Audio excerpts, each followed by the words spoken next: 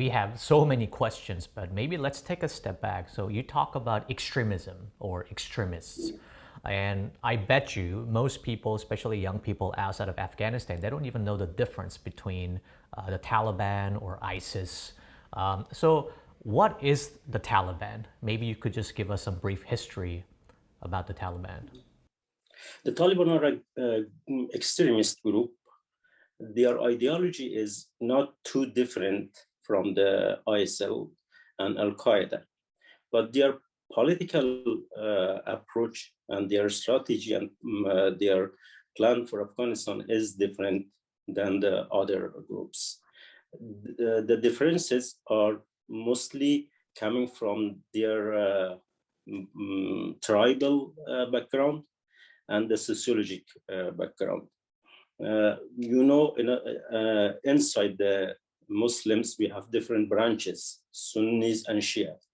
One famous school is very common in subcontinent of India called Deobandis. Then another schools were copied by that school to another cities and other places.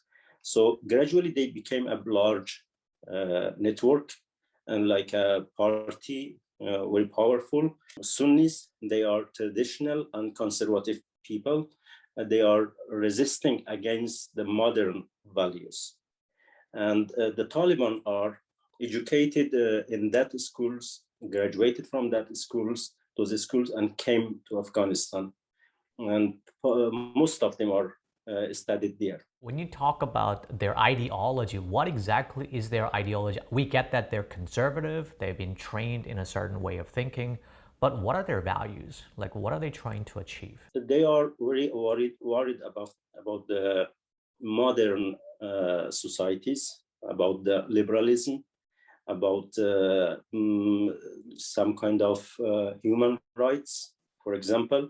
And according to human rights, you have a right to choose your religion or your sexual orientation. They believe this kind of thoughts or values are challenging their traditional values.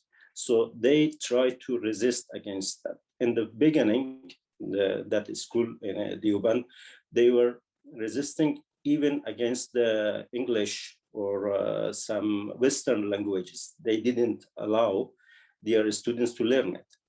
Gradually, they changed their position about something like that. But as I know, until 1990s, they were banning or preventing their students from watching the movies, the TV, or music. And also about the woman, they are very conservative and they believe the woman has limited rights. Their task or their obligatory is to stay at their homes, focusing on cooking, raising their children, and not participating in politics, in social life, and especially going to the leadership ranking. They are very conservative about that. So any values coming from new era, they feel kind of afraid and challenge for their values. The other aspect is the kind of sectarianism or focusing on their sect against Shia, against Sufi Muslims, against many other groups. Also, they believe they are in wrong way.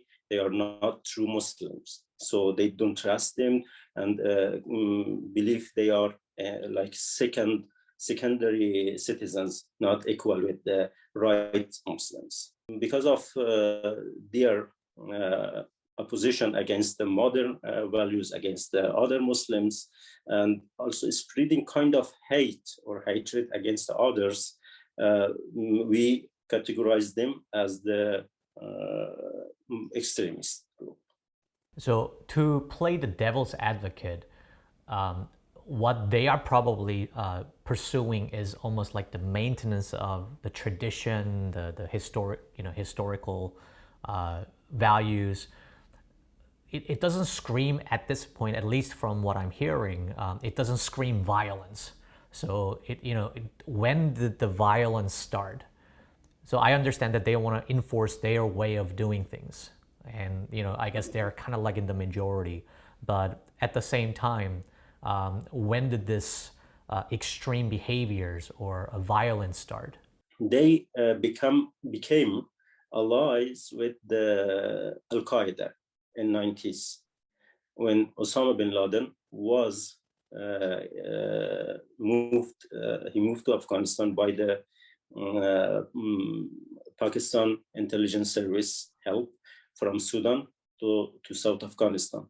So Ayman Zawahiri, Osama bin Laden, and some other Arab extremists, they were very, very extremist, and they were actually terrorist people. So they became allied with the Taliban, and Taliban started to absorb some elements of their methods to their ideology. So Taliban didn't remain anymore as they were traditional Muslim in 19th century. They became similar to the Al-Qaeda and ISIL and other extremist group. One thing is very important, and I explained in my some topics, that they have a strategy to to terrify or to spread fear among the people. It is their strategy. Because of that, when they see they capture anybody is writing against them or speaking against them, they try to behead them or to hang them like that. So their violence is not different from ISIL and other terrorist groups. Interesting, because so that means that the Taliban actually learn from the extreme behavior of Al-Qaeda and ISIL. So where does the ISIS or ISIL, where do they come in the picture? They originally were not from Afghanistan. They were in Mosul, in Iraq, and part of Syria. But their background is going to Al-Qaeda. Few people, they joined Osama's group in Afghanistan, but they had some different views about the policies and strategy. One famous person was Abu Mus'ab Zarqawi. Zarqa is a city in Jordan. He was that time in Herat in Afghanistan. He collected some his friends there, and they started new training about communication, about recruitment, invented new methods of activities, more similar to the intelligence services and underground parties. Until 2001, the September, when the September 11 happened and the US and bombardment was started against the Taliban, and Taliban was at the risk. This group moved from West Afghanistan into Iran, but gradually they moved to Iraq. And they started their network to build it in Iraq and Syria until Iraq was invaded by the US in 2003 and 4. That time they found good opportunity to encourage many people to join them against the invader, as they were making propaganda.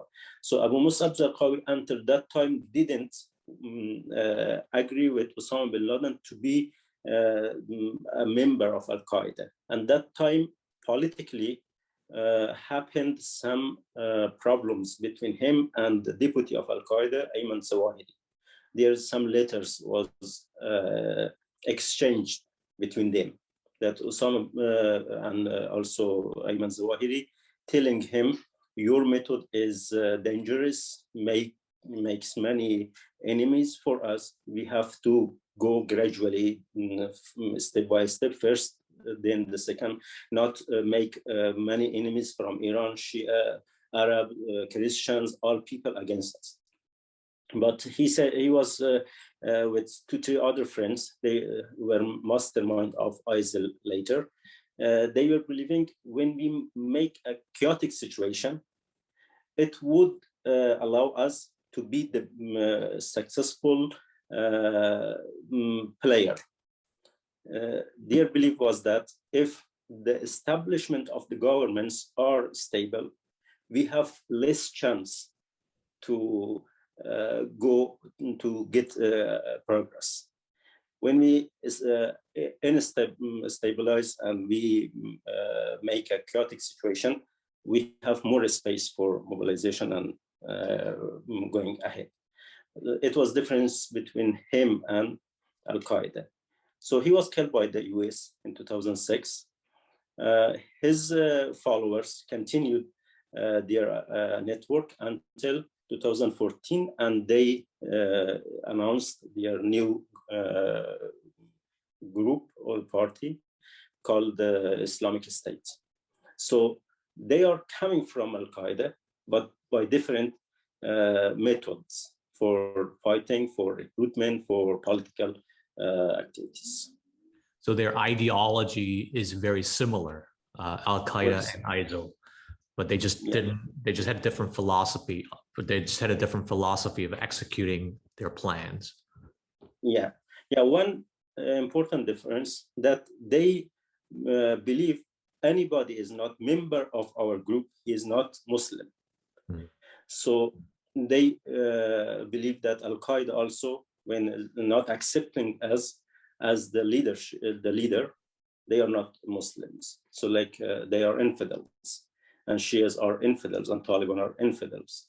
So according of that was big conflict between them and Al-Qaeda in northern Syria, also in Iraq and in Afghanistan.